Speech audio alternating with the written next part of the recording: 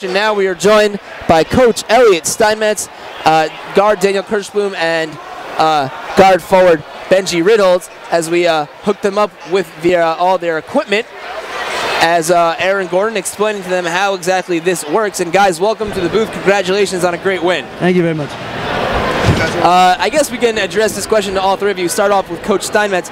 You guys now have the same opponent twice in a week, I believe, as you're going to be facing Ramaz. How does that affect strategy? What are you thinking? How do you prepare for that game? That's a good question. Thankfully, we have the weekend to think about it and talk about it. But it's definitely an interesting scenario to be playing them twice in two big semifinal games within the course of a week. We'll have to decide how we're going to approach each game, obviously, as they come up. We're here to win the tournament. That's what we came for, and we're going to stick with that goal. Coach, the whole game we heard you preaching to your team, rotational defense, get out on the shooters.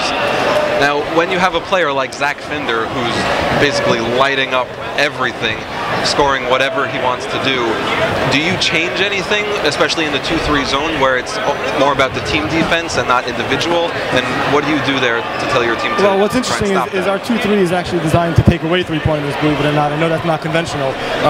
The kid's an unbelievable shooter, and he made some tremendous shots. He made some tremendous shots with guys on him. You know, we're lucky we have a shooter of our own. I think both kids had 24, and the difference in the game, if you want to ask me, the difference in the game, you have two kids going like that, shooting like that. The difference in the game is standing in front of you is Daniel Kirschblum. Our point guard was able to control the game for us on both sides, get to the basket, and make foul shots at the end to win the game. And that's basically a lead-in for me. Thanks, Coach Steinmetz. Daniel, you missed 2 free throws, but then you rattled off, I believe, 4 in a row.